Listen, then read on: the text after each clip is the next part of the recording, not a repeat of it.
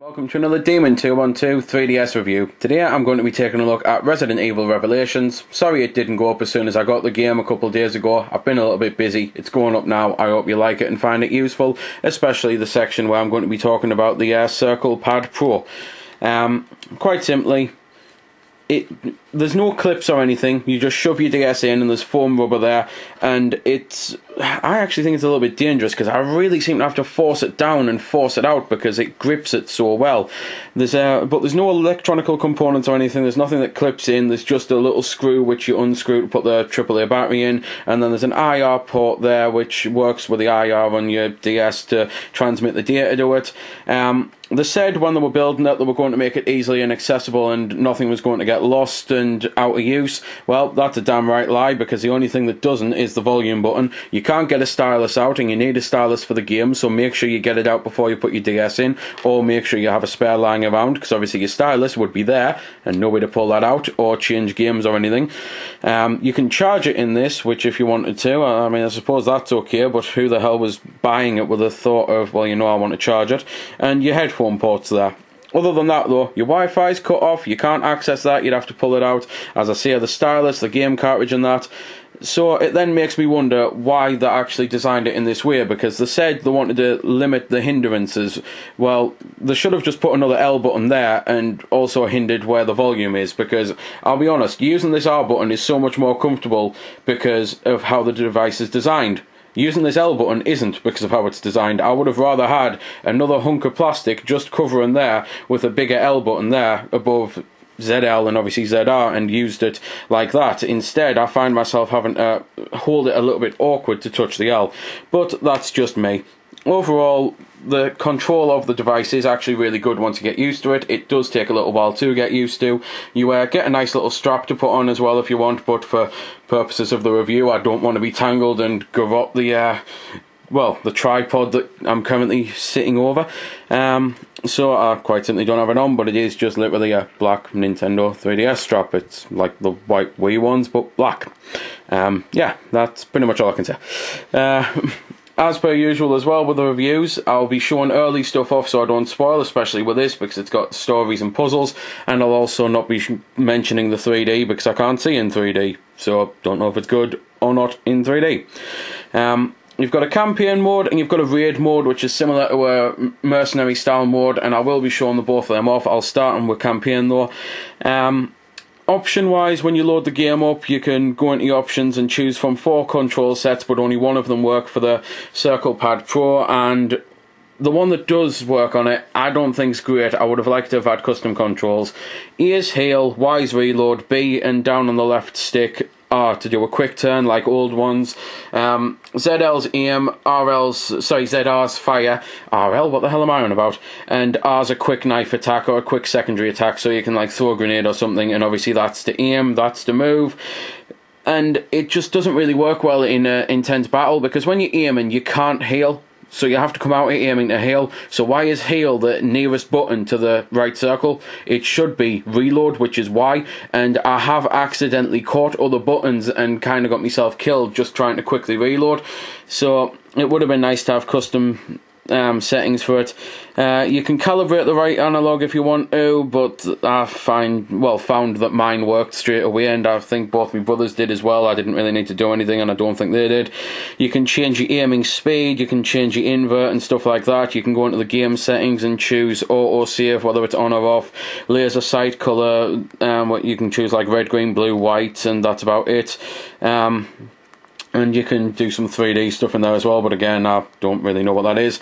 You've then got missions there, which missions you might be thinking, oh cool, that's an extra mode. Actually, it's technically not. You get things to do, and this is where the StreetPass works as well. You can hold 25 of them, and it's, for example, things like this. Clear episodes 1 to 3 will unlock raid modes, the ages 1 to 7. Clearing casual difficulty will unlock custom part shot 3. I've StreetPassed with me brother, he's going to give me a rifle ammo times 1. I've StreetPassed with my other brother, he's going to give me handgun ammo times 1. I've StreetPass with another 3DS with my name, because I've had to end off getting a second one just so that I can do certain reviews at certain times, because nothing's worse than when a battery dies while you're in the middle of talking. So I've StreetPassed with my other self, and I kindly gave myself a health item, I think. You can only hold certain amounts of the missions, and you can only hold certain amounts of the items, so it's very possible that you might actually be full on health items, StreetPass with someone who gives you a health item and then can't actually use it, and you might have to clear it, so you can StreetPass with someone else, hoping that they give you a shotgun ammo or something. The cutscenes in the game are done well, and I think the voice acting's okay. It's definitely far better than the original Resident Evil games. The way the game works, though, is not like the original type. It's far more survival horror than 4 and 5, but it still has some of the action from 4 and 5. And it's not one big game like 1 and all that. It actually works like this. And I know some people will be confused with what's on the screen at the moment. Yes, that is an instruction book. I know 3DS games don't seem to often come with these anymore, but Capcom have give us an instruction book. It's got more than 4 pages. It's very nice. Anyway. So it goes previous story, which, yes, even if you play from episode 1 to episode 4 in one go, it will still tell you what you've just been told. Then it'll give you the first scene, then it'll give you the scene results, so how many times you died, how accurate you were, and it'll give you a ranking and give you points for raid mode. Scene 2, then it'll give you episode results, and again, how many times you died, how accurate you were, that'll give you points for raid mode. So it's a much different structure to the old Resident Evil style games. As such, there's no actual save points. That's why the autosave's good, because when you get to a proper checkpoint, it does save for you. And when you exit a scene, like when you beat a scene, that's obviously also save. I'll start with probably the first thing you'll notice when you put the game on yourself. Graphically, this game is fantastic. Whether you play on the demo or the game, obviously it looks the same. Thankfully, the demo itself, which I'm mentioning this because there's a lot of demos out there that don't really give you true insight of the game. I think this does. I played the demo, not the one on Mercenaries, that was pretty crap to be fair, but the one that you can download, that anyone can download really from the store, at least as far as I'm aware, it's out in all regions. It does give you a good general sense of the game. It plays just like it, everything's like that. It changes a couple things around. For example, the room that you're in the demo, when you play the game, you find out you weren't ever in that room. You have to find it. So things like that are kind of like, they've put Easter eggs in the demo for you to find in the game, and it's pretty cool.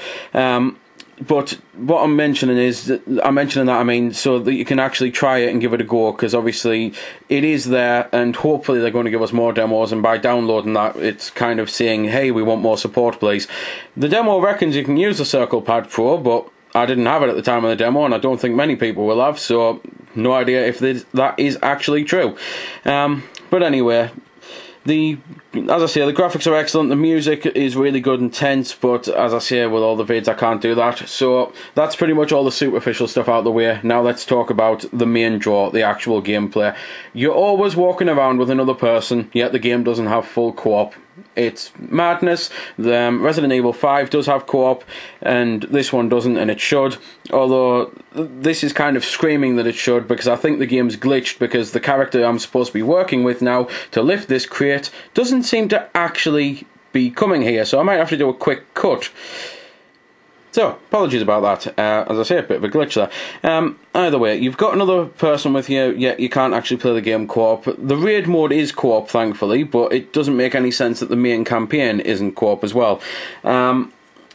Gameplay-wise, though, it's more, as I say, a bit between survival horror and action. There's a lot of scenes where, for example, you play as Parker in one level, and all you do pretty much is get continuous supply of machine gun, shotgun, and pistol ammo, and you have to kill about 50 hunters just there and then. They're just constantly coming at you, and those sections are fun, but they're then backed up by tense atmosphere, walking around, having to solve puzzles, having to find items. One of the new items is called the Genesis, and it allows you to scan and search for hidden items. So gone are the days of, oh, there's a big room, right, walk slowly, constantly bash the search button.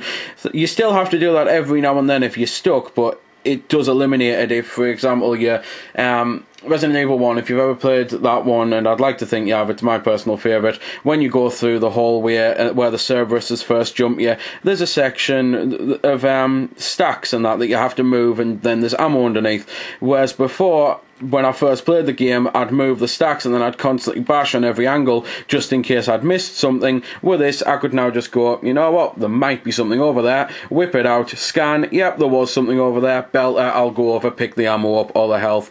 It works so well. It's something Resident Evil's needed for a long time. It even works in key scenes like this, where you have to scan bodies. There's some secrets around the place that you have to find, like handprints and the unlock stuff as part of the missions. So the whole idea of the Genesis does actually work really well. Trying to remember the other thing that I wanted to mention very quickly. Obviously the game plays very similar in the action scenes to kind of how Mercenaries played. They've tweaked the system a bit. It's not just, I don't think it's a straight from 4 or 5 or anything like that. It does feel, if you've been playing the hell out of Mercenaries on the 3DS, you will be able to jump into the shooting parts quite easily. There's ammo upgrades and that you can get. There's now a new system for the weapons where you can actually get the custom parts that I mentioned with the missions, beating them, and you can upgrade either the damage of the weapon, how much ammo the weapon can hold in a clip, how many bullets, believe it or not, the weapon can fire in one go, because you can get burst fires and stuff, and that all works amazingly well. And that's pretty much all I can really mention, I suppose, that's new about the actual campaign, because the rest is just your bog standard Resident Evil. You go around, you kill some zombies, you pull your weapons out. I will say that the control-wise with the D-pad as well isn't great. It's not exactly fast access when you have to jump between weapon to weapon or side weapon and things like that. I do find that a bit of a struggle in the heat of the battle, and it almost makes me wonder why they didn't just make the L button again. Let us make the L button or something quick and easy to immediately swap back to a weapon, see if we've got the Genesis on.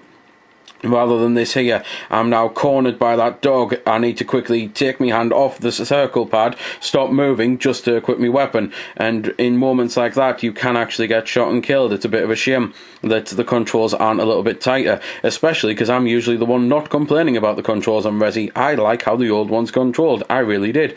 Whilst everyone slagged them off, I actually thought it was a tight system.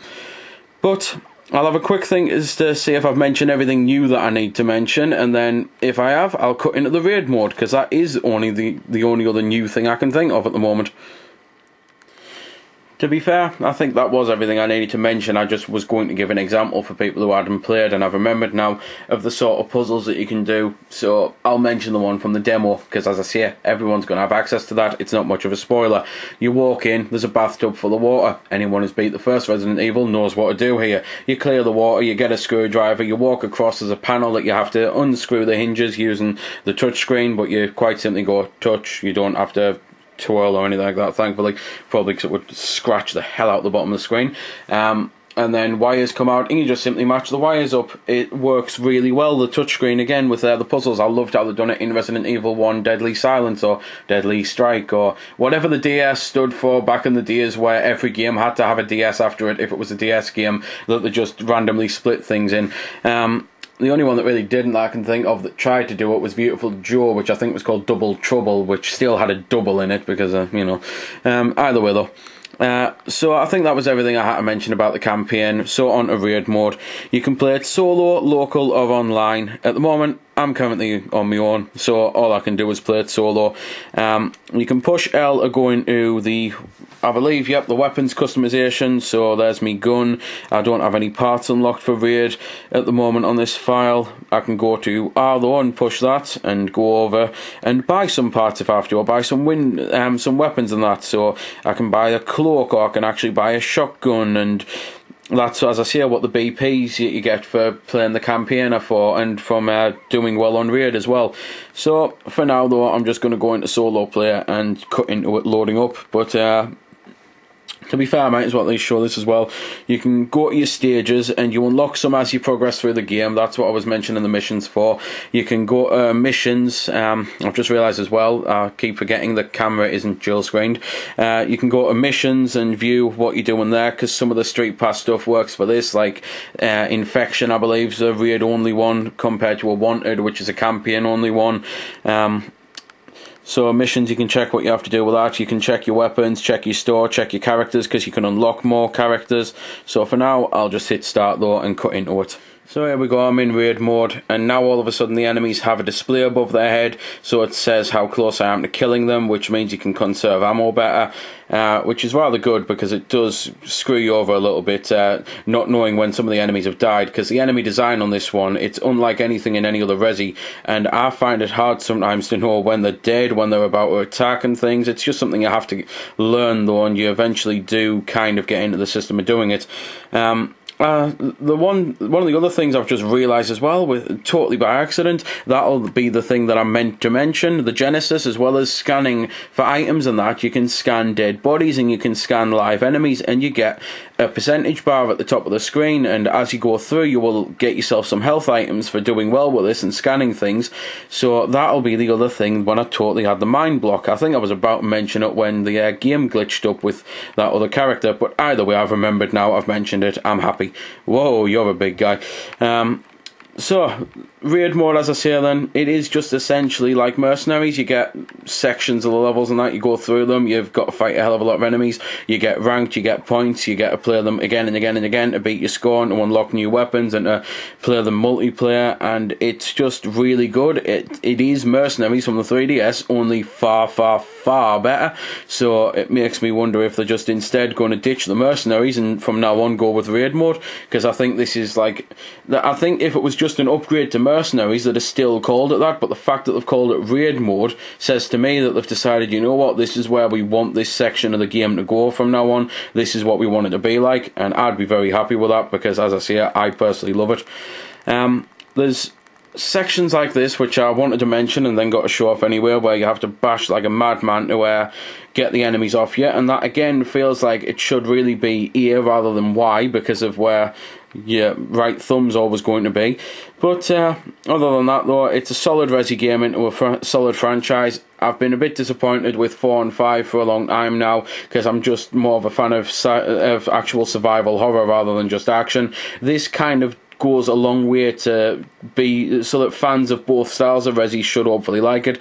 Even if you only like one of the genres, you should like it, where if you like both styles of Resi, you should really love it. I say that because, as I say, I'm not a fan of 4 and 5, and I still love this because of the survival horror aspects.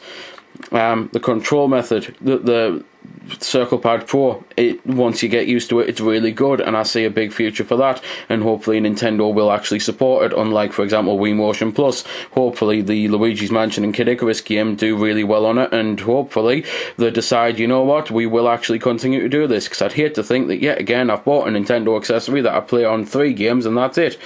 So there's a lot of promise here, there's a lot of reason to buy this game and to support it, not only for the whole Circle Pad Pro, but for the fact that it's a step back in the right direction for Resident Evil, and it's something that Capcom need to actually learn how to do again, make good fan service rather than screwing you over service. I'd absolutely hate to think that we'd get Revelations Mark 1.5 in 6 months time, and then Mark 2.0 in 6 weeks after that, and I'd hate to see them do it with this because it's such a solid title. If you like these sorts of games, definitely go out and get it, or at the very least try the demo. So there we go then, that's been the review. I hope you found it helpful. I don't score the games because that's based purely on opinion, so instead I'll leave you to make your own mind up. So thanks for watching, and if you've got any questions about the game that I didn't answer in the vid or that hasn't been answered in the comments, then feel free to ask and I'll help if I can. Also, if you did find it helpful, don't forget to check out my channel because there's plenty more like this up there, and don't forget to subscribe because there'll be plenty more to come as well. So until next time, this has been Demon212, signing off.